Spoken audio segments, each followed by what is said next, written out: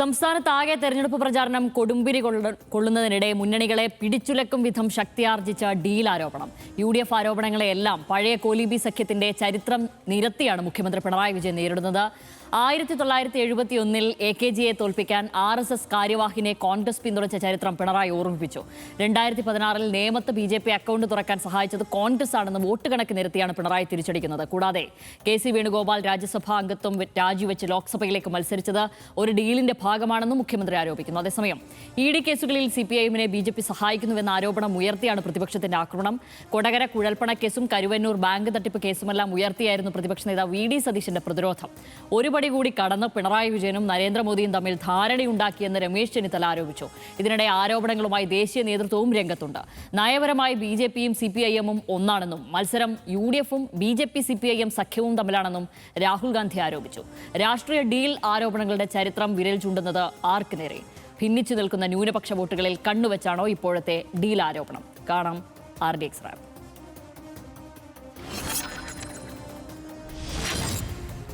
പാലക്കാട് സീറ്റിനെ ചൊല്ലി ആരംഭിച്ച ഡീൽ വിവാദത്തിൽ CPIM-നെ ആരോപണ നിഴലിലാക്കാനുള്ള ശ്രമത്തെ മുഖ്യമന്ത്രി നേരിട്ടിറങ്ങിയാണ് പ്രതിരോധിക്കുന്നത്.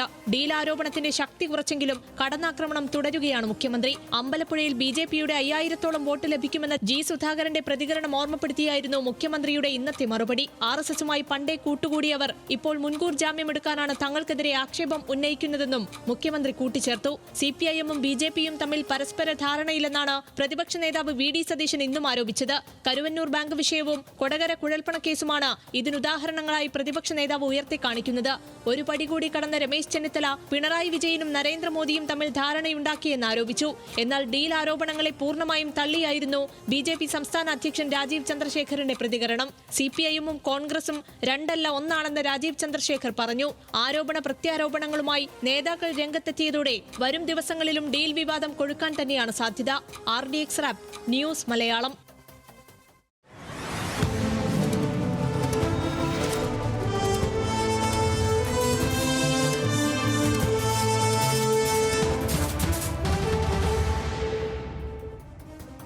കേരളത്തിൽ രണ്ടു പാർട്ടികൾ തമ്മിലാണ് മത്സരമെന്നും അത് UDF-ഉം BJP-CPIM സഖ്യവും തമ്മിലാണെന്ന് രാഹുൽ ഗാന്ധി പറഞ്ഞു. പിണറായി വിജയനെ BJP വെറുതെ വിടുന്നത് ഈ കൂട്ടുകെട്ടിന്റെ തെളിവാണെന്നും രാഹുൽ ഗാന്ധി പറഞ്ഞു. പ്രതികരണത്തിലേക്ക്. And the policies of the LDF simply cannot be differentiated from the policies of the BJP. Why does the BJP not attack the Chief Minister of Kerala? Why are the corruption cases against the Chief Minister not going anywhere? This is the best proof of collusion between the BJP and the LDF. കരുവന്നൂരിലും കൊടകരയിലെ CPIM-ഉം BJP-യും തമ്മിൽ പരസ്പര ധാരണയിലെന്ന് പ്രതിപക്ഷ നേതാവ് VD Satheesan പറഞ്ഞു. ഒരു പടി കൂടി കടന്ന രമേശ് ചെന്നിത്തല പിണറായി വിജയനും നരേന്ദ്രമോദിയും തമ്മിൽ ധാരണയുണ്ടാക്കിയെന്ന് ആരോപിച്ചു. BJP CPM-ഉം തമ്മിൽ അങ്ങോട്ടും ഇങ്ങോട്ടും സഹായിക്കുകയാണ്, പരസ്പരം പുറഞ്ചൊരിഞ്ഞു കൊടുക്കുകയാണ്. കരുവന്നൂരിലെ സഹായിച്ചു കൊടുത്തു, പകരം കൊടകര കുഴൽപ്പണ കേസിൽ BJP നേതാക്കന്മാരെ കേരളത്തിലെ പോലീസിന് സഹായിച്ചു കൊടുത്തു. ഇതൊരു പരസ്പര ധാരണയാണ് ഇവർ തമ്മിൽ. നിങ്ങൾ എപ്പോഴെങ്കിലും കേട്ടിട്ടുണ്ടോ മുഖ്യമന്ത്രി അമിത്ഷായുടെ പേരെടുത്ത് വിമർശിക്കുന്നത്? പ്രധാനമന്ത്രിയുടെ പേരെടുത്ത് വിമർശിക്കുന്നത് നിങ്ങൾ എപ്പോഴെങ്കിലും കേട്ടിട്ടുണ്ടോ? അസംബ്ലിക്ക് അകത്തുമില്ല, അസംബ്ലിക്ക് പുറത്തുമില്ല. അപ്പോൾ ഈ ഒരു രാഷ്ട്രീയ ധാരണ കഴിഞ്ഞ കുറെ കാലമായി കേരളത്തിൽ പ്രവർത്തിക്കുകയാണ്. അമ്പലപ്പുഴയിൽ BJP-യുടെ 5000-ഓളം വോട്ട് ലഭിക്കുമെന്ന G. സുധാകരന്റെ പ്രതികരണമായിരുന്നു പ്രതിരോധത്തിനായി മുഖ്യമന്ത്രി പിണറായി വിജയൻ ഇന്ന് ഉപയോഗിച്ചത്. അതിലേക്ക് കൂടി. ഒരു സ്ഥാനാർത്ഥിയെ നിർത്തിയിട്ട് BJP-യുടെ നിന്ന് അടക്കം അതോ നിശ്ചിത എണ്ണം കൃത്യമായിട്ട് ഇത്ര വോട്ട് എന്ന് വാങ്ങാൻ പറ്റുമെന്ന നില വരുന്നുണ്ടെങ്കിൽ അത് ഏത് ഡീലാണെന്ന് അവർ തന്നെ പറയേണ്ടതാണ്. ഞാനെല്ലാവരും അത് പറയുന്നത്. CPIM-ഉം കോൺഗ്രസും രണ്ടല്ല ഒന്നാണെന്നായിരുന്നു BJP സംസ്ഥാന അധ്യക്ഷൻ രാജീവ് ചന്ദ്രശേഖറിന്റെ ആരോപണം. UPA ഭരണത്തെയും തമിഴ്നാട്ടിലെ സഖ്യത്തെയും ഓർമ്മിപ്പിച്ചുകൊണ്ടായിരുന്നു രാജീവ് ചന്ദ്രശേഖറിന്റെ പ്രതിരോധം. തൊട്ടടുത്ത് തമിഴ്നാട്ടിൽ നടക്കുന്ന ഇലക്ഷനിൽ ആരാണ് ഒരുമിച്ച് മത്സരിക്കുന്നത്? അത് CPM-ഉം കോൺഗ്രസ് അല്ലേ? അപ്പോൾ ആരാണ് A ടീം, ആരാണ് B ടീം? അവരെന്നെ തീരുമാനിക്കട്ടെ. ഒരുമിച്ച് പോളിറ്റിക്സ് ചെയ്യുന്നത് CPM കോൺഗ്രസ്സാണ്. 27 സംസ്ഥാനം, 8 യൂണിയൻ ടെറിട്ടറീസ്, തമിഴ്നാട് ഇപ്പോൾ നടക്കുന്ന ഇലക്ഷനിലും. പിന്നെ എന്തുകൊണ്ട് BJP ഇതിൽ ഉൾപ്പെടുത്തുന്നു? ശ്രദ്ധ തിരിക്കാൻ. ഇനി ചില ഡേറ്റകൾ കൂടി പരിശോധിച്ചു കഴിഞ്ഞാൽ എന്താണ് കോലിബി സഖ്യം എന്നാദ്യം നോക്കിയാൽ LDFനെ പരാജയപ്പെടുത്താൻ കോൺഗ്രസ്, മുസ്ലിം ലീഗ്, BJP എന്നിവർ ചേർന്നുണ്ടാക്കിയ രഹസ്യ സഖ്യം 1991 വടകര ലോക്സഭാ മണ്ഡലത്തിലും ബേപ്പൂർ നിയമസഭാ മണ്ഡലത്തിലും പൊതു സ്വതന്ത്രനെ നിർത്തി LDFനെ നേരിട്ടു. വടകരയിൽ ഇടതു സ്ഥാനാർത്ഥിയായ KP ഉണ്ണികൃഷ്ണനെതിരെ മുൻ അഡ്വക്കേറ്റ് ജനറലും മുതിർന്ന അഭിഭാഷകനുമായ M രത്നസിംഗിനെ സഖ്യം പിന്തുണച്ചു. ബേപ്പൂരിൽ CPIM സ്ഥാനാർത്ഥി TK ഹംസയ്ക്കെതിരെ ഭാരതീയ വിചാര കേന്ദ്രം പ്രസിഡന്റായിരുന്ന ഡോക്ടർ K മാധവൻകുട്ടി സഖ്യത്തിന്റെ സ്ഥാനാർത്ഥിയായി. രണ്ടിടങ്ങളിലും കോലിബി സഖ്യം പരാജയപ്പെട്ടത് വലിയ വോട്ടുകൾക്കായിരുന്നു. വടകരയിൽ 17,489 വോട്ടും ബേപ്പൂരിൽ 6,270 വോട്ടും LDFന് ഭൂരിപക്ഷം ഉണ്ടായി. അത് മാത്രവുമല്ല 1991 തന്നെ സഖ്യത്തെക്കുറിച്ച് ആരോപണം ഉയർന്നെങ്കിലും ആദ്യ പരസ്യ വെളിപ്പെടുത്തൽ ഉണ്ടാകുന്നത് 1998 ജന്മഭൂമി ലേഖകനും BJP സംസ്ഥാന നേതാവുമായ K കുഞ്ഞിക്കണ്ണൻ 1998 പുറത്തിറക്കിയ പുസ്തകത്തിലാണ് സഖ്യത്തെക്കുറിച്ചുള്ള ആദ്യ വെളിപ്പെടുത്തൽ ഉണ്ടായത്. വടകരയിലും ബേപ്പൂരിലും ഔദ്യോഗികമായും പരസ്യമായും ധാരണയുണ്ടായെന്ന് പുസ്തകത്തിൽ പറയുന്നു. പകരം തിരുവനന്തപുരം ലോക്സഭാ മണ്ഡലത്തിലും തിരുവനന്തപുരം ഈസ്റ്റ്, മഞ്ചേശ്വരം എന്നീ നിയമസഭാ മണ്ഡലത്തിലും സഹായിക്കാമെന്നും ധാരണയുണ്ടായി. O Rajagopal, K Raman Pillai, KG Marar എന്നിവരായിരുന്നു ഇവിടങ്ങളിലേക്ക് സ്ഥാനാർത്ഥികൾ. സഹായിക്കേണ്ട മണ്ഡലങ്ങളുടെ ലിസ്റ്റ് കൈമാറപ്പെട്ടുവെന്നും K കുഞ്ഞിക്കണ്ണന്റെ പുസ്തകത്തിൽ പറയുന്നുമുണ്ട്. 1991 വിജയപ്രതീക്ഷ ഇല്ലാതിരുന്ന ഐക്യമുന്നണിയുമായി സഹകരിച്ച് LDFനെ പരാജയപ്പെടുത്താൻ തീരുമാനിച്ചുവെന്ന് KG മാരാർ തന്റെ ആത്മകഥയിൽ പറയുന്നു. BJPയുമായി ബന്ധപ്പെടുന്നതിൽ തെറ്റില്ലെന്ന ഐക്യമുന്നണിയും അവരുമായി സഹകരിച്ച് ജയിക്കണമെന്ന് BJPയും തീരുമാനിച്ചു. രാഷ്ട്രീയ ബാന്ധവത്തിന് കളമൊരുക്കിയത് 2 പത്രപ്രവർത്തകരെന്നും മാരാരുടെ പുസ്തകത്തിൽ വെളിപ്പെടുത്തുന്നു. O രാജഗോപാലിന്റെ ആത്മകഥയായ ജീവിതാമൃതം എന്ന പുസ്തകത്തിലും സഖ്യത്തെക്കുറിച്ച് വിവരങ്ങളുണ്ട്. തങ്ങൾക്ക് വാഗ്ദാനം ചെയ്ത സഹായം കിട്ടിയില്ലെന്നും പക്ഷേ BJP വോട്ട് നേടിയേ കോൺഗ്രസ് അധികാരത്തിലേറിയെന്നും O രാജഗോപാൽ പുസ്തകത്തിൽ പറയുന്നു. വടകരയിൽ കോലിബി സ്ഥാനാർത്ഥിയായ M രത്നസിംഗിനെ എപ്പിലോഗ് എന്ന ആത്മകഥയിലും കൂടുതൽ വിവരങ്ങൾ പുറത്തു വരുന്നു. KP ഉണ്ണികൃഷ്ണൻ, ഇനി നമ്മൾ അന്നത്തെ വടകര ലോക്സഭാ മണ്ഡലത്തിലെ ചില വോട്ട് കണക്കുകൾ പരിശോധിക്കുകയാണെങ്കിൽ KP ഉണ്ണികൃഷ്ണൻ അന്ന് 33,95,501 വോട്ടുകളാണ് അവിടെ നേടിയിരുന്നത്. അന്ന് രത്നസിംഗ് കോലിബി സഖ്യത്തിന്റെ പ്രതിനിധിയായിരുന്നു. അദ്ദേഹം 3,78,012 വോട്ടുകളാണ് നേടിയത്. മറ്റൊരു സ്വതന്ത്ര സ്ഥാനാർത്ഥി ഉണ്ടായിരുന്നു, P ഉണ്ണികൃഷ്ണൻ. അദ്ദേഹത്തിന് അവിടെ 8,566 വോട്ടുകൾ മാത്രമേ നേടാൻ കഴിഞ്ഞുള്ളൂ. മറ്റൊന്ന് ബേപ്പൂർ മണ്ഡലത്തിലേക്ക് നമ്മൾ വരികയാണെങ്കിൽ 91 ബേപ്പൂർ നിയമസഭാ മണ്ഡലത്തിലെ കണക്കുകൾ പരിശോധിക്കുമ്പോൾ TK ഹംസയായിരുന്നു LDF സ്ഥാനാർത്ഥിയായി മത്സരിച്ചിരുന്നത്. അദ്ദേഹം 66,683 വോട്ടുകൾ നേടി. K മാധവൻകുട്ടിയായിരുന്നു ഈ കോലിബി സഖ്യത്തിന്റെ പ്രതിനിധിയായി വന്നിരുന്നത്. അദ്ദേഹം 60,413 വോട്ടുകൾ നേടുകയുണ്ടായി. പിന്നെ BSPയുടെ സ്ഥാനാർത്ഥി ഉണ്ടായി, അദ്ദേഹം K ബാബുരാജൻ. അദ്ദേഹം 889 വോട്ടുകൾ മാത്രമേ അവിടെ നിന്നും നേടിയിട്ടുള്ളൂ.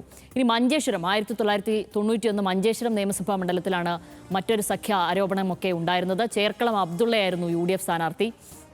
ഇവിടെയൊക്കെ പിന്തുണയ്ക്കാം എന്നായിരുന്നു ധാരണ ഉണ്ടായിരുന്നത്. ചേർക്കളം അബ്ദുള്ള UDF സ്ഥാനാർത്ഥി, അദ്ദേഹത്തിന് 29,603 വോട്ടുകളാണ് നേടാനായത്. KG മാരാർ BJPയുടെ സ്ഥാനാർത്ഥി 28,531 വോട്ടുകളാണ് KG മാരാർ അവിടെ നേടിയിരുന്നത്. ഈ മണ്ഡലത്തിൽ KG മാരാറിനെതിരെ ഒരു ദുർബല സ്ഥാനാർത്ഥിയെ നിർത്തി വോട്ട് മറിച്ച് അദ്ദേഹത്തെ ജയിപ്പിക്കാമായിരുന്നു എന്നായിരുന്നു ഒരു ധാരണയുണ്ടായിരുന്നത്. മറ്റൊന്ന് LDF സ്ഥാനാർത്ഥി BM രാമയ്യ ഷെട്ടിയായിരുന്നു. അദ്ദേഹം 24,678 വോട്ടുകളാണ് അവിടെ നിന്നും നേടിയത്. UDFന്റെ ഭൂരിപക്ഷം 1,072 വോട്ടുകൾ. ഇനി 1991 തന്നെ തിരുവനന്തപുരം ലോക്സഭാ മണ്ഡലത്തിന്റെ കണക്കുകൾ പരിശോധിച്ചു കഴിഞ്ഞാൽ A ചാൾസ് ആയിരുന്നു UDF സ്ഥാനാർത്ഥി. 3,34,272 വോട്ടുകളായിരുന്നു നേടിയിരുന്നത്. EJ വിജയമ്മയായിരുന്നു LDF സ്ഥാനാർത്ഥി. 2,90,602 വോട്ടുകളായിരുന്നു നേടിയിരുന്നത്. O രാജഗോപാലായിരുന്നു BJP സ്ഥാനാർത്ഥിയായി മത്സരിച്ചിരുന്നത്. അദ്ദേഹം 80,566 വോട്ടുകളായിരുന്നു നേടിയിരുന്നത്. UDFന്റെ ഭൂരിപക്ഷം 43,670 വോട്ടുകൾ. ഇനി തിരുവനന്തപുരം ഈസ്റ്റ് നിയമസഭാ മണ്ഡലം 1991 കണക്കുകൾ തന്നെ പരിശോധിക്കുകയാണെങ്കിൽ B വിജയകുമാർ ആയിരുന്നു UDFന്റെ സ്ഥാനാർത്ഥി. 41,230 വോട്ടുകൾ അദ്ദേഹം നേടി. K ശങ്കരപ്പിള്ള LDF സ്ഥാനാർത്ഥി 33,302 വോട്ടുകൾ നേടി. K രാമൻപിള്ള BJP സ്ഥാനാർത്ഥി 14,510 വോട്ടുകളായിരുന്നു അവിടെ നിന്നും നേടിയിരുന്നത്. ഇനി 2016 റീസെന്റ് കണക്കുകളിലേക്ക് വരുമ്പോൾ 2016 നിയമസഭാ തെരഞ്ഞെടുപ്പ് ഫലം ആദ്യമായി ഒരു BJP MLA ഇവിടെ കേരളത്തിലുണ്ടായ സ്ഥലം, നിയമസഭയിലെത്തിയ സ്ഥലം നേമം.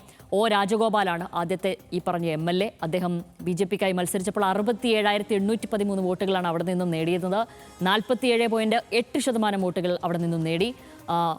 എതിർ സ്ഥാനാർത്ഥിയായി മത്സരിച്ചിരുന്ന CPIM സ്ഥാനാർത്ഥി V ശിവൻകുട്ടിയായിരുന്നു. അദ്ദേഹം 59,142 വോട്ടുകളാണ് അവിടെ നിന്ന് നേടിയത്. 41.7% വോട്ടുകൾ സമാഹരിച്ചു. V സുരേന്ദ്രൻ പിള്ളയായിരുന്നു UDF സ്ഥാനാർത്ഥി.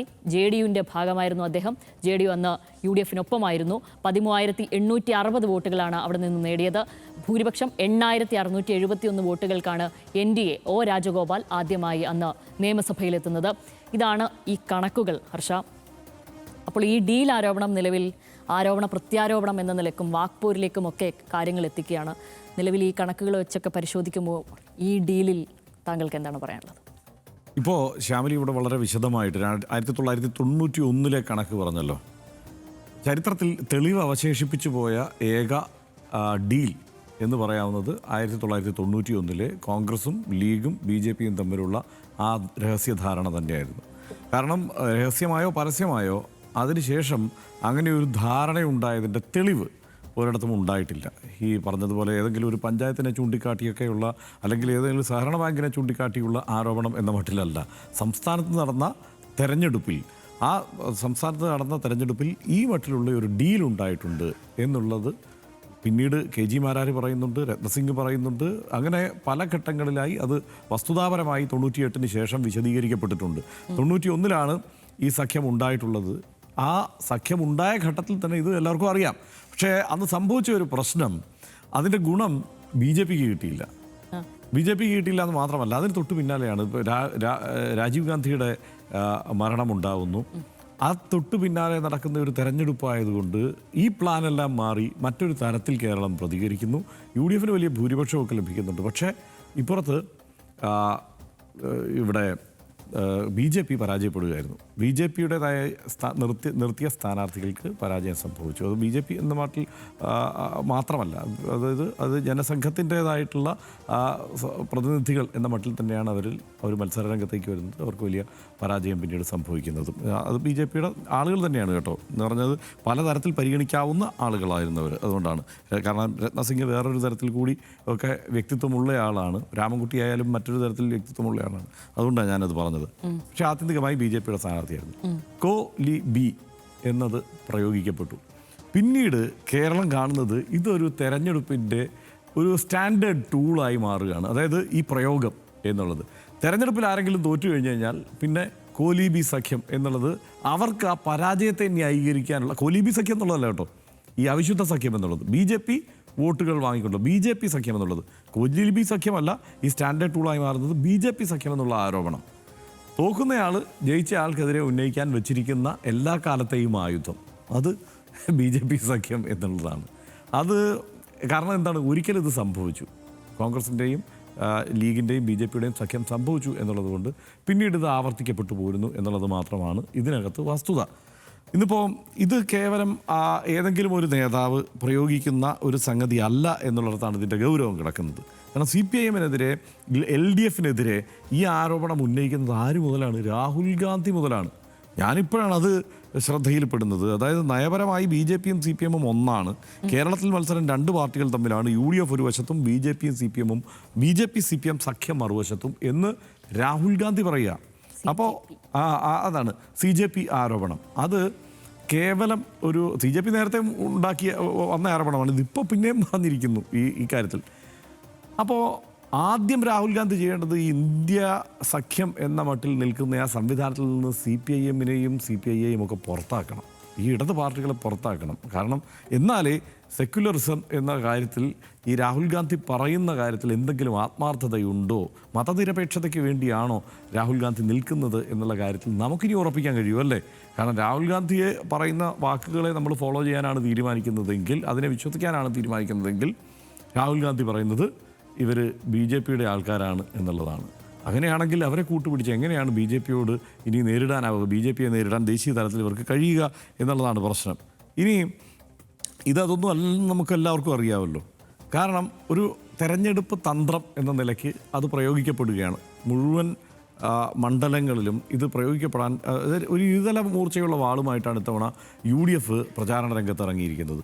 അതിൻ്റെ ഒരു ഭാഗത്ത് ശബരിമല ഇരിപ്പുണ്ട്, മറ്റേ ഭാഗത്ത് ഈ പറയുന്ന BJP സഖ്യം എന്നുള്ള ആരോപണം, അതല്ലെങ്കിൽ CPIM-ൻ്റെ മുസ്ലിം വിരുദ്ധത. ഇത് രണ്ടും കൂടെ കുഴച്ച് വേണം അതിനെ നമുക്ക് അവതരിപ്പിക്കാൻ. ആ രീതിയിലാണ് അതിനെ അവർ പ്ലേസ് ചെയ്തിരിക്കുന്നത്.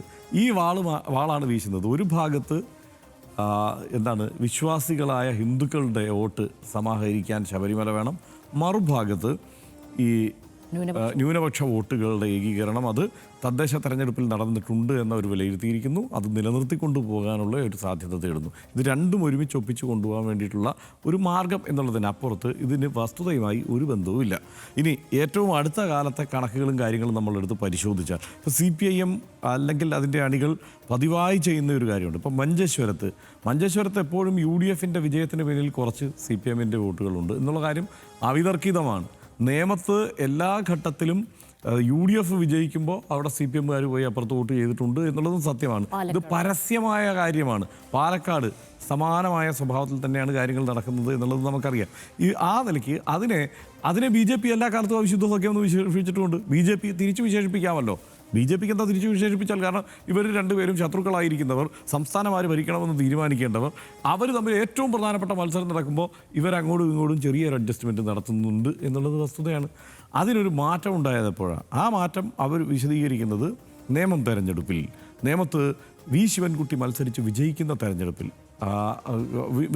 അതിന് രാജഗോപാലൻ മത്സരിച്ച് വിജയിക്കുന്ന തെരഞ്ഞെടുപ്പിൽ വോട്ട് ചോർച്ചയുണ്ടായിട്ടുള്ളത് UDF-ൻ്റെ വോട്ടിൽ നിന്നാണ്. അതായത് 13,000 വോട്ട് ചില്ലറയാണ് അവിടെ സുരേന്ദ്രൻപിള്ള നേടിയത്. അപ്പോൾ അത്രയും വലിയ വോട്ടൊഴുക്ക് UDF-ൽ നിന്ന് BJPക്ക് അനുകൂലമായി ഉണ്ടായി എന്നുള്ളത് കണക്കുകൾ നിരത്തി അവർക്ക് സമർത്ഥിക്കാൻ കഴിയുന്നുണ്ട്. അപ്പോൾ ഇത് പക്ഷേ അതിനപ്പുറത്ത് ഇപ്പോൾ ന്യൂനപക്ഷ വോട്ടുകളെ അടുപ്പിച്ചു നിർത്താൻ ഈ ഡീൽ എന്നുള്ള ആരോപണം കൊണ്ട് മാത്രമേ കഴിയുള്ളൂ. അങ്ങനെയാണെങ്കിൽ ഇപ്പോൾ മഞ്ചേശ്വരം അവരെടുത്ത് നമ്മൾ നേരത്തെ ചർച്ച ചെയ്തതാണ്. മഞ്ചേശ്വരം അടക്കമുള്ള പല മണ്ഡലങ്ങളെയും ചൂണ്ടിക്കാട്ടിയിട്ട് ഇവരിത് പറയുന്നുണ്ട്. അങ്ങനെ നോക്കിയാൽ എന്താണ് ഇത്? ഈ മതനിരപേക്ഷത സംരക്ഷിക്കേണ്ട ഉത്തരവാദിത്വം CPIM-ന് മാത്രമാണോ, ഇടതുമുന്നണിക്ക് മാത്രമാണോ എന്നുള്ള ചോദ്യം അവശേഷിക്കുകയല്ലേ. ആ മണ്ഡലം മാത്രമല്ലല്ലോ. ഇപ്പോൾ ചാത്തന്നൂരായാലും ഈ മലമ്പുഴയായാലും ഒക്കെ അങ്ങനെ എത്രയെത്ര മണ്ഡലങ്ങൾ കിടക്കുന്നു.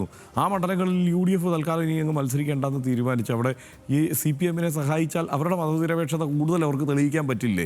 അങ്ങനെയാണോ ജനാധിപത്യത്തിൽ വേണ്ടത്?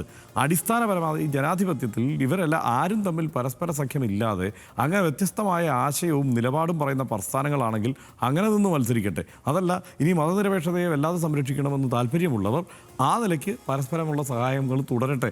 ആ നിലയ്ക്ക് അവരുടെ അണികൾ വോട്ട് ചെയ്യുന്നുണ്ടെങ്കിൽ വോട്ട് ചെയ്യട്ടെ. അതല്ലാതെ അവിശുദ്ധ സഖ്യം എന്നുള്ള ഇല്ലാത്ത ആരോപണം, അതായത് തെരഞ്ഞെടുപ്പിന് ശേഷം ഉപയോഗിക്കാൻ വെച്ചിരിക്കുന്ന ടൂളെടുത്ത് അതിന് മുമ്പേ വീശുന്നത് അത്ര ഒരു രസകരമായ സംഗതിയല്ല എന്നുള്ളതാണ് എൻ്റെ അഭിപ്രായം. യുക്തമായി ഒട്ടും യുക്തിയുള്ളതായി എനിക്കും ഒരു കാലത്തും ഇത് തോന്നുന്നുമില്ല. പിന്നെ ഇതിൻ്റെ ചരിത്രം അന്വേഷിച്ച് പോകുമ്പോൾ ഹർഷ, ഈ CPIM BJP കൂട്ടുകെട്ട് എന്നുള്ളതിൻ്റെ ചരിത്രം അന്വേഷിച്ച് പോകുമ്പോൾ നമ്മൾക്ക് കിട്ടുന്നത് ഈ കോലീബി സഖ്യവും കോൺഗ്രസ് BJP സഖ്യവും അവരുടെ കൂട്ടുകെട്ടുകളും കൊടുക്കൽ വാങ്ങലുകളുമാണ് ഏറ്റവും കൂടുതൽ കിട്ടുന്നത്, ഈ പറയുന്നത് പോലെ ചരിത്രത്തിൽ രേഖപ്പെടുത്തി വെച്ചിരിക്കുന്നത് പോലെ. അപ്പോൾ എനിക്കിപ്പോൾ തോന്നുന്നത് ഈ മുൻകൂർ ജാമ്യം എടുക്കുന്നത് പോലെ ഈ മുൻകൂട്ടിയുള്ള ഈ ടൂൾ ഉപയോഗിക്കുന്നത്, ഒരു മുഴ മുമ്പേ ഉപയോഗിക്കുന്നത്, ഇതൊരു ഈ കോൺഗ്രസിൻ്റെ ഒരു പൂർവാശ്രമ ബോധ്യമുണ്ടല്ലോ, ആ ബോധ്യം LDF-ന് മേൽ നിലവിൽ പഴിചാരിക്കൊണ്ട് അവരെ ഈ തെരഞ്ഞെടുപ്പിൽ ഇങ്ങനെ നേരിടാം എന്ന് ചിന്തിക്കുന്നത് പോലെയുള്ള ബാലിശമായ ഒരു കാര്യമായിട്ടാണ് എനിക്ക് തോന്നിയത്. ഒരൊറ്റ കാര്യം ഞാനിത് കൂട്ടിച്ചേർക്കാം ശ്യാമിലി. ഈ കഴിഞ്ഞ തെരഞ്ഞെടുപ്പ് അടക്കം, ആ സമയത്തടക്കം, രണ്ടാം പിണറായി സർക്കാർ അധികാരത്തിൽ വന്നതിന് ശേഷം ഇങ്ങോട്ട് വളരെ കൃത്യമായി ഇതിൻ്റെ ഒരു ഈ നറേറ്റീവ് സെറ്റ് ചെയ്യുന്നതിൽ ജമാഅത്തെ ഇസ്ലാമി വലിയ പങ്ക് വഹിച്ചിട്ടുണ്ട്. ഏറ്റവും ഒടുവിലെ ഒരു ഉദാഹരണം നമ്മൾ പരിശോധിച്ചു കഴിഞ്ഞാൽ പാലക്കാട് മണ്ഡലത്തിലെ LDF-ൻ്റെ സ്ഥാനാർത്ഥി ദുർബലനാണ്. അത് അവിടെ അങ്ങനെ ഒരാളെ മുസ്ലിം വോട്ടുകളെ ഭിന്നിപ്പിക്കാൻ മുസ്ലിം വോട്ടർമാർ ദുർബലനാണെന്നല്ല, മുസ്ലിം വോട്ടുകൾ ഭിന്നിപ്പിക്കാൻ മുസ്ലിമിനെ അവിടെ മത്സരിപ്പിച്ചിരിക്കുന്നു എന്നുള്ള നറേറ്റീവ് എവിടുന്ന് വന്നതാണ്? അത് എവിടുന്ന് വന്നതാണ്? ജമാഅത്തെ ഇസ്ലാമി കൊണ്ടുവന്നതാണ്. ജമാഅത്തെ ഇസ്ലാമിയുടെ ഷൂറ അംഗം തന്നെ നേരിട്ട് പറയുന്നത് നമ്മൾ കേട്ടതാണ്. ആ നറേറ്റീവ് സെറ്റ് ചെയ്ത് കൊടുക്കുകയാണ്.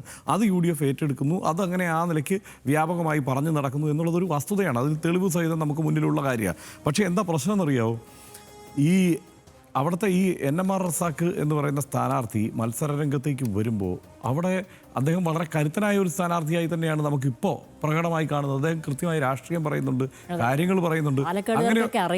അങ്ങനെ അത് പാലക്കാടുകാരനായ ഒരാളെ അവതരിപ്പിച്ചിരിക്കുന്നു. വേറെ മുന്നണികൾ ആരും ഇതുവരെ ഇങ്ങനെ ഒരു പരീക്ഷണം നടത്തിയിട്ടില്ലേ? എനിക്കതാണ് മനസ്സിലാവാത്തത്. പിന്നെ ഷാഫി പറമ്പിൽ, നമ്മൾ നേരത്തെ പറഞ്ഞതാണ്, ഷാഫി പറമ്പിൽ അവിടെ പോകുമ്പോൾ ഒരു മുസ്ലിം സ്ഥാനാർത്ഥിയാണല്ലോ. അവിടെ അതിന് മുമ്പുണ്ടായിരുന്ന മറ്റ് സ്ഥാനാർത്ഥികൾ വിജയസാധ്യത തകർത്തുകൊണ്ട്, CPIM-ൻ്റെ വിജയസാധ്യത തകർത്തുകൊണ്ട് മുസ്ലിം വോട്ടുകളെ ചോർത്താൻ വേണ്ടിയിട്ട് അവിടെ ഷാഫിയെ കൊണ്ട് നിർത്തിയതാണെന്നുള്ള ആരോപണം അന്നുണ്ടായിരുന്നോ? ഇല്ലല്ലോ. അന്നത് ജമാഅത്തെ ഇസ്ലാമി സെറ്റ് ചെയ്ത് കൊടുത്തായിരുന്നോ? ഇല്ലല്ലോ. അപ്പോൾ അതാണ് ഇതിനകത്തുള്ള പ്രശ്നം. അപ്പോൾ ഞാൻ പറഞ്ഞു വന്നത്, ഈ തരം കോൺഗ്രസിൻ്റെ ഒരു പൂർവാശ്രമ ബോധ്യത്തെ നിലവിൽ LDF-ൽ പഴിചാരാനുള്ള ഒരു ശ്രമങ്ങളായിട്ട് മാത്രമാണ് ഞാൻ ഇതിനെ കാണുന്നത്. അതിൽ തന്നെ ഹർഷൻ വിശദമായി തന്നെ പറഞ്ഞു, പാലക്കാടാണല്ലോ ഡീൽ ആരോപണത്തിൻ്റെ ഒരു തുടക്കം എന്നുള്ളത്. അതിൽ പാലക്കാട് നിന്നുള്ള ഒരു ഉദാഹരണം നമുക്ക് മറ്റു പറയാവുന്നത്, ഈ എഴുതി വെച്ചതല്ലാതെയുള്ള ഒരു ഉദാഹരണം, 1971 പാലക്കാട് ലോക്സഭാ മണ്ഡലത്തിൽ അന്ന് LDF-ൻ്റെ സ്ഥാനാർത്ഥിയായി AKG മത്സരിക്കുകയാണ്, AK Gopalan. AK Gopalan കുട്ടികൾക്കടക്കം അറിയാലോ, പാവങ്ങളുടെ പടത്തലവൻ, അവർക്ക് വേണ്ടി അഹോരാത്രം പൊരുതിയ ഒരു നേതാവ്. പക്ഷേ ആ നേതാവിനെ തോൽപ്പിക്കാൻ RSSും കോൺഗ്രസും കൈകോർത്തു എന്നുള്ളതാണ്. അത് നിലവിൽ അവിടെയുള്ള ഇപ്പോഴത്തെ മുതിർന്ന നേതാക്കൾ വരെ അന്ന് TC ഗോവിന്ദൻ എന്ന RSSൻ്റെ ജില്ലാ കാര്യവാഹകന് വേണ്ടി എതിർ സ്ഥാനാർത്ഥിയായി മത്സരിക്കുമ്പോൾ പ്രചാരണത്തിന് ഇറങ്ങിയിട്ടുണ്ട് എന്നടക്കമുള്ള ഇപ്പോഴും ജീവിക്കുന്ന ഉദാഹരണങ്ങൾ പോലും ആ മണ്ഡലത്തിലുണ്ടെന്നാണ് നമുക്ക് ലഭിക്കുന്ന വിവരം. അന്ന് AKGയെ തോൽപ്പിക്കാൻ RSSുമായി പരസ്യമായി കൈകോർത്ത സ്ഥാനാർത്ഥിയെ നിർത്താത്ത ഒരു കൂട്ടരാണ് ഈ കോൺഗ്രസ് എന്ന് പറയുന്നത്. അതുമാത്രവുമല്ല, മൂന്നാമതൊരു സ്ഥാനാർത്ഥി ഉണ്ടായിരുന്നില്ല, അതൊരു സ്വതന്ത്ര സ്ഥാനാർത്ഥിയോ മറ്റോ ആയിരുന്നു ഉണ്ടായിരിക്കുകയും ചെയ്തത്. അന്ന് തെങ്ങ് ചിഹ്നത്തിലായിരുന്നു കേട്ടോ TC ഗോവിന്ദൻ മത്സരിച്ചിരുന്നത്. അതൊക്കെ നമുക്കൊരു പുതിയ അറിവായതുകൊണ്ട് അറിഞ്ഞോട്ടെ എന്ന് വിചാരിച്ചിട്ടാണ്. അപ്പോൾ TC ഗോവിന്ദനാണ് മത്സരിച്ചത്, AKG ആണ് ജയിക്കുകയൊക്കെ ചെയ്തത്. അപ്പോൾ അന്ന് ആലത്തൂരിൽ AKG നടത്തിയൊരു പ്രസംഗം ഞാൻ വായിക്കാം. ഇതൊരു നിലപാട് എന്തായിരുന്നു ഈ വിഷയത്തിൽ എന്നുള്ളതിനെപ്പറ്റി ഞാൻ പറയുകയാണ്. കൊടുങ്ങല്ലൂർ ഭരണിക്ക് ഉടുക്കുകയും പുതയ്ക്കുകയും ചെയ്യുന്ന മുണ്ട് രക്തപതാകയാക്കി മാറ്റി സിന്ദാബാദ് വിളിക്കുന്നവരുടെ വോട്ട് എനിക്ക് വേണ്ട. ശബരിമല തീർത്ഥാടനത്തിന് ധരിച്ച കറുത്ത മുണ്ട് പാർട്ടിയുടെ പ്രതിഷേധ യോഗങ്ങളിൽ കരിങ്കൊടിയാക്കി മാറ്റുന്നവരുടെ വോട്ടും എനിക്ക് വേണ്ട. ഇക്കാര്യത്തിൽ ആർക്കും ഒരു സംശയവും വേണ്ട. അന്ധവിശ്വാസവും ദുരാചാരവുമായി കഴിയുന്നവരെ കമ്മ്യൂണിസ്റ്റുകളായി കണക്കാക്കാൻ എന്നെ കിട്ടില്ല. ഇത് AKG അന്ന് ആലത്തൂരിൽ പ്രസംഗിച്ചതാണ്. ഇതാണ് അന്ന് മുതലുള്ള ഈ നയം. അതായത് RSSുമായോ ഇത്തരത്തിലുള്ള അവിശുദ്ധ കൂട്ടുകെട്ടോടോ കൂടിയോ ഒരു കാലത്തും കൈകോർക്കാൻ CPIM-ന് LDF-ന് ആകൂല്ല. അത് ജനിതകപരമായി അവർക്ക് അതിലൊരു വിയോജിപ്പും വിമുഖതയും ഒക്കെ ഉണ്ട് എന്നുള്ളതിന് ഈ കാലഘട്ടത്തിൽ പോലും ഏതെങ്കിലും ഒരു നേതാവിന് ചിലപ്പോൾ ഇത്ര അർത്ഥത്തിൽ, ഇത്ര ഡീപ്പായി, ഇങ്ങനെ ഒരു സെൻറ്റൻസ്, ഒരു മുദ്രാവാക്യം ഉയർത്താൻ പറ്റുമോ എന്നും അറിയില്ല. പക്ഷെ അന്ന് AKG അവിടെ ആലത്തൂരിൽ പ്രസംഗിച്ചപ്പോൾ ഉണ്ടായിരുന്നു എന്നുള്ളതാണ്. പിന്നെ ചില ആളുകൾ നമ്മൾ ഈ സംസാരിക്കുമ്പോൾ അടിയന്തരാവസ്ഥ കാലത്തെ ചില കൊടുക്കൽ വാങ്ങലുകൾ, ചില നേതാക്കന്മാർ വന്ന് പലർക്കും വേണ്ടി വോട്ട് ചോദിച്ചതിനൊക്കെ ഇപ്പോൾ ഉയർത്തും. പക്ഷേ അടിയന്തരാവസ്ഥ എന്നുള്ളത് ഇന്ത്യ ചരിത്രത്തിൽ ഒരു പ്രത്യേക ഏടായി, അതൊരു സ്പെഷ്യൽ സോണായി കാണണം എന്നാണ് എൻ്റെ അഭിപ്രായം. കാരണം അത് ഇന്ത്യ ചരിത്രത്തിൽ അങ്ങനെയായിരുന്നല്ലോ അതിനെ പ്ലേസ് ചെയ്തിരിക്കുന്നത്. അപ്പോൾ ആ കാലത്തുള്ള കാര്യത്തെപ്പറ്റിയല്ല ഏതായാലും ഈ പറയുന്നത്. ഇനി കൊലിബി പറയാതെ പോകാൻ പറ്റില്ല. അദ്ദേഹം KG മാരാരായിരുന്നു എന്തായാലും ആ പുസ്തകത്തിൽ എഴുതി വെച്ചിരിക്കുന്നത്. പാഴായ പരീക്ഷണം എന്നായിരുന്നു ആ പുസ്തകത്തിൻ്റെ പേര്. എല്ലാവർക്കും വായിക്കാവുന്നതാണ്. അന്ന് ബേപ്പൂരും വടകരയും കേന്ദ്രീകരിച്ചുണ്ടായ ചേർത്ത് പറയട്ടെ, അടിയന്തരാവസ്ഥ കാലത്ത് BJP ഇല്ല. അതിനു മുമ്പും ജനസംഘമാണ്, RSS ആണ്. ആ സമയത്ത് BJP ഇല്ല, ജനതാ പാർട്ടിയാണുള്ളത്. അതെ. അല്ല, അപ്പോഴും ഈ കൊടുക്കൽ വാങ്ങലുകൾ ഉണ്ടായിരുന്നു എന്ന നിലയ്ക്ക് ആളുകൾ അതിനെപ്പറ്റി ഉയർത്തിക്കൊണ്ടുവരും. അതിനെപ്പറ്റി പറയുന്നില്ലേ എന്ന് ഇതിൻ്റെ അടിയിൽ കമൻറ്റുകളായിട്ടെങ്കിലും വരും. അതുകൊണ്ടാണ് ഞാൻ പറഞ്ഞത് ഒരു സ്പെഷ്യൽ സോണായിട്ട് നമ്മൾ അതിനെ പരിഗണിക്കും. അതുമാത്രമല്ല അതിനകത്ത് പ്രധാനപ്പെട്ട ഇപ്പോൾ കോൺഗ്രസിലുള്ള പല നേതാക്കന്മാരും അതിൽ ആ കാലത്ത് ജനതാ പാർട്ടി വേറൊരു രൂപം തന്നെയായിരുന്നു. സോഷ്യലിസ്റ്റുകൾക്കായിരുന്നു അവിടെ മേൽക്കൈ ഉണ്ടായിരുന്നത്. അതാണ് ജനതാ പാർട്ടി ആയിരുന്നത്. പിന്നീട് അതിന് രൂപാന്തരം സംഭവിക്കുകയാണ്. ജനസംഘം സ്വന്തം പാർട്ടിയുമായി പിന്നീട് പോകുന്നു. ആ നിലയ്ക്കാണ് അത് പിന്നീട് ഉണ്ടാകുന്നത്. അതായത് അതിനെ നമുക്ക് ഈ കാലഘട്ടവുമായോ 91 മുതൽ ഇങ്ങോട്ട് നിലനിൽക്കുന്ന ഈ സംഗതിയുമായോ ഇപ്പോഴുള്ള ഈ സ്റ്റാൻഡേർഡ് ടൂളായി പ്രയോഗിക്കപ്പെടുന്ന BJP സഖ്യവുമായോ അതിനെ നമുക്ക് സമീകരിക്കാൻ ഒരു കാരണവശാലും കഴിയില്ല. ഞാനൊരു സാധ്യത മുന്നിൽ കണ്ട് ഞാൻ അതിനെ പറഞ്ഞെന്ന് മാത്രമേ ഉള്ളൂ. എന്നാലും നമുക്കും സമയപരിമിതി ഉണ്ട് അല്ലേ? അപ്പോൾ പറഞ്ഞു അവസാനിപ്പിച്ചാൽ മതി.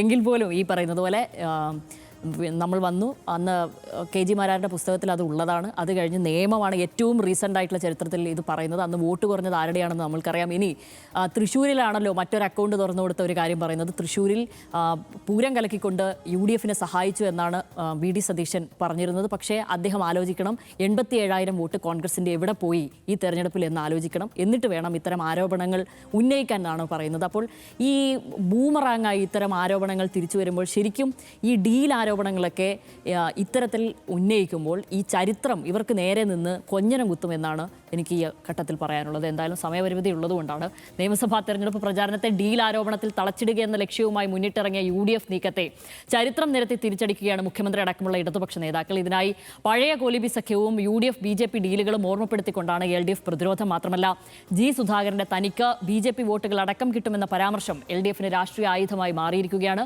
വസ്തുതകളും നേതാക്കളുടെ പരാമർശങ്ങളും ഉപയോഗിച്ച് LDF ആഞ്ഞടിക്കുമ്പോൾ കരുവന്നൂർ തട്ടിപ്പ് വിഷയമടക്കം നിരത്തിയ ആരോപണങ്ങൾ ഉയർത്തി പ്രതിരോധിക്കുകയാണ് UDF. പതിവില്ലാത്ത വിധം ഭിന്നിപ്പിച്ചു പോയ ന്യൂനപക്ഷ വോട്ടുകളിൽ കണ്ണുവെച്ചാണ് UDF ഡീൽ ആരോപണം ഉയർത്തിയെന്നത് ഈ ഘട്ടത്തിൽ ഏതാണ്ടൊക്കെ വ്യക്തമാകുന്നുണ്ട്. രാഹുൽ ഗാന്ധിയും മല്ലികാർജ്ജുൻ ഖാർഗെ അടക്കമുള്ള ദേശീയ നേതാക്കളും ഡീൽ ആരോപണം ഉന്നയിക്കുന്നതോടെ വിഷയം സജീവമാക്കി നിർത്താനാണ് UDF നീക്കം.